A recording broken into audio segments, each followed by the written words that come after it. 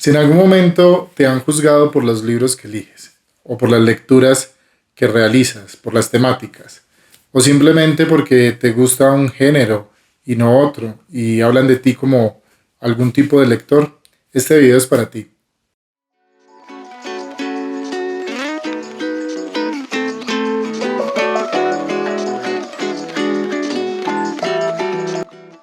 Hoy vamos a conversar sobre los prejuicios frente a la lectura y frente a los lectores.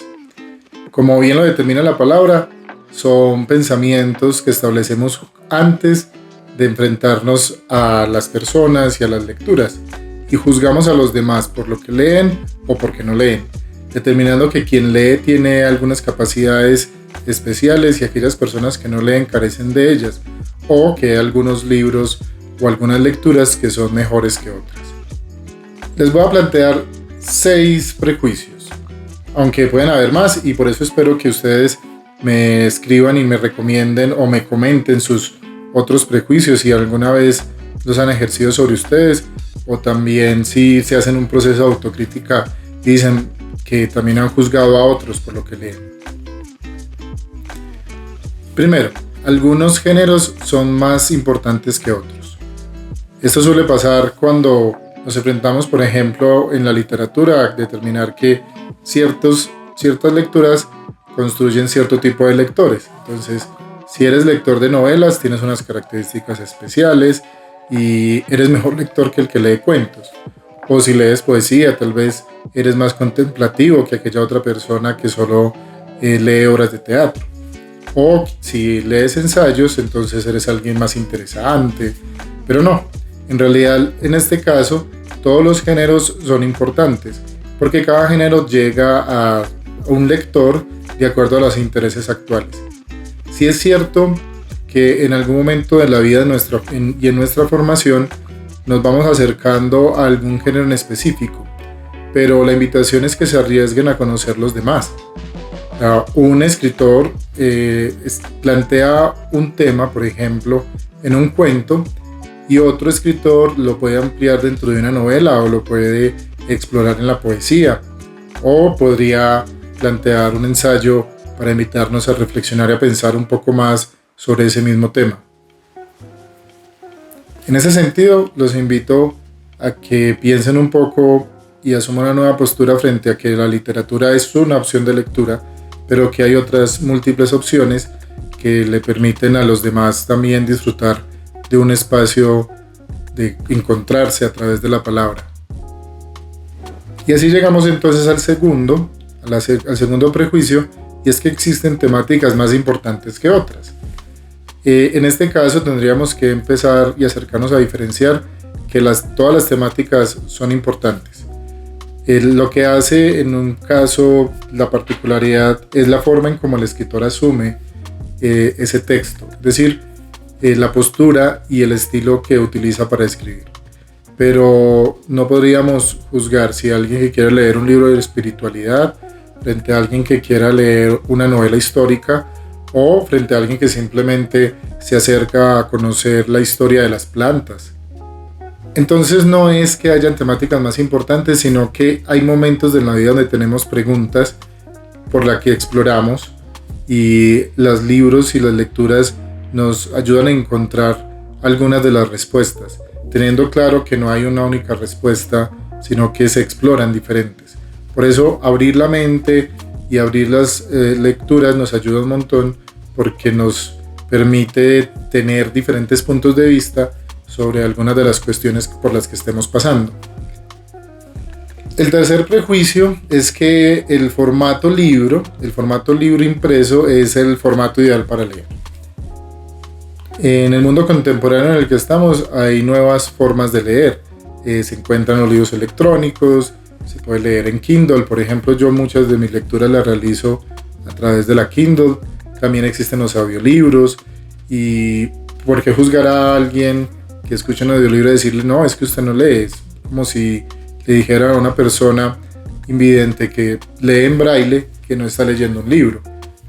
No tiene sentido, porque lo que permite los diferentes formatos es la forma en cómo nos acercamos, en este caso, o a una narración o a una historia, o a un artículo que nos lleve a explorar y a conocer algo determinado.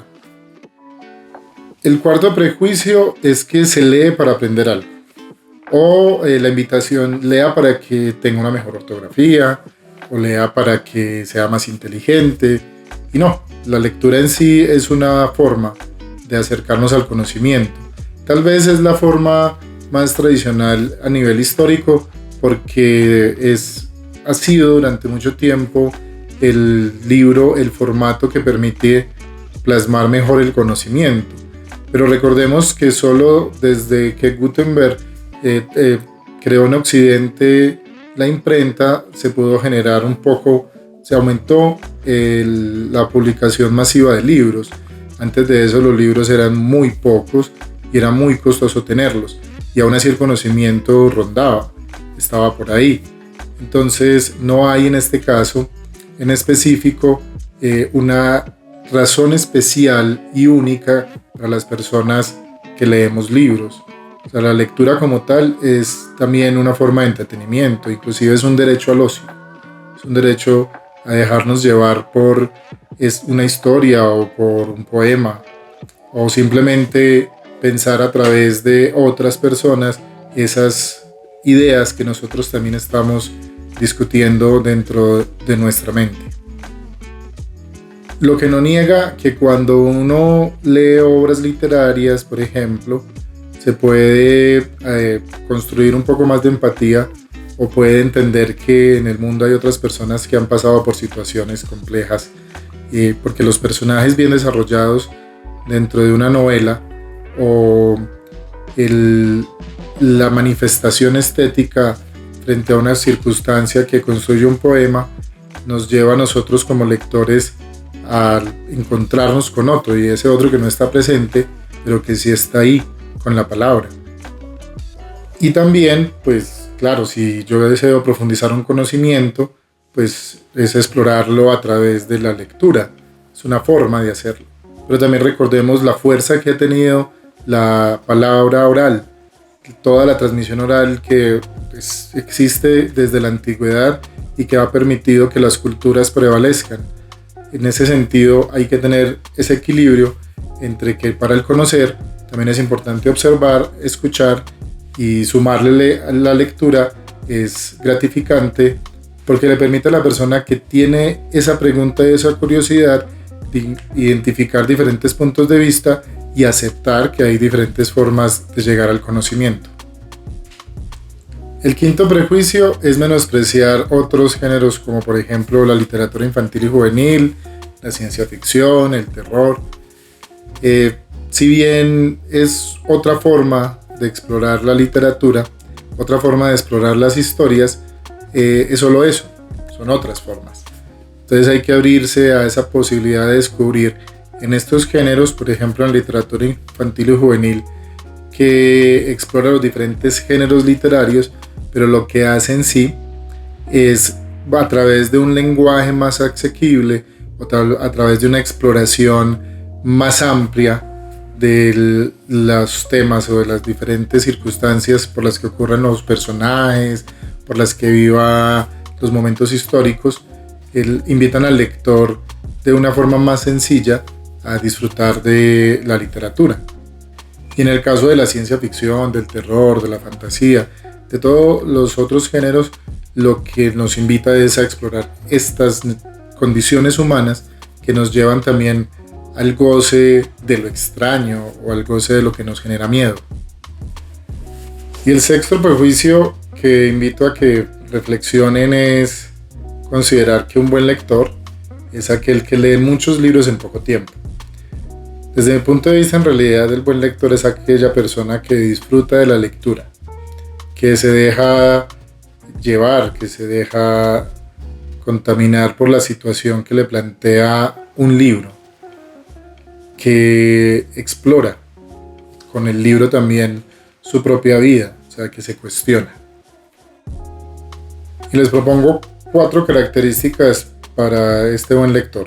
La primera es que debe ser una persona curiosa. Un buen lector en realidad es alguien que desea saber algo o que desea disfrutar de un momento consigo mismo a través de la palabra escrita.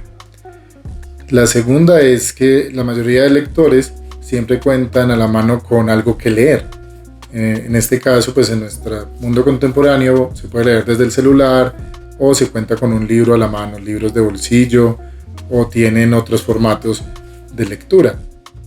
La tercera característica es que en medio de todo el mundo agitado en el que vivimos, un buen lector saca tiempo para leer, saca un espacio, no tiene que ser un espacio seguido, entonces me tengo que sacar 2 horas para leer un libro, a veces ni siquiera media hora.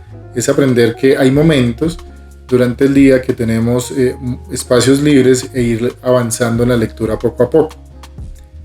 Y la cuarta característica que tendría un buen lector es que asume una postura crítica frente a lo que lee.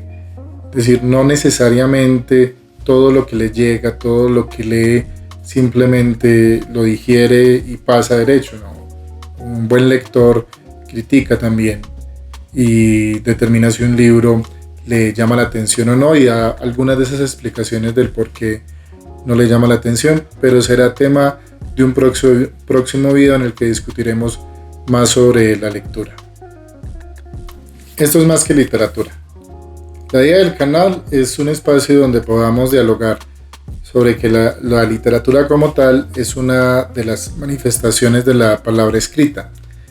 Y cuando uno lee una obra literaria, no solo está leyendo una narración, o no solo está disfrutando de un poema o de un ensayo, también está explorando la condición humana, está explorando el miedo, los temores, las alegrías. Entonces los lectores, todos los lectores que somos, la diversidad que existen frente a cada uno de los formatos, de los diferentes tipos de libros, de géneros, tienen igualdad de derechos para acercarnos a disfrutar de la literatura o de todas las creaciones escritas que existen. Los invito a compartirme todos los prejuicios, si ustedes han encontrado otros. En este caso conversamos de 6, pero estoy seguro que existen muchos más. Entonces sería muy interesante para futuros videos y para otras conversaciones que dialoguemos acá. Escriban aquí en los comentarios cuáles son esas otras prejuicios que ustedes han encontrado. Esto es Más que Literatura. Nos vemos.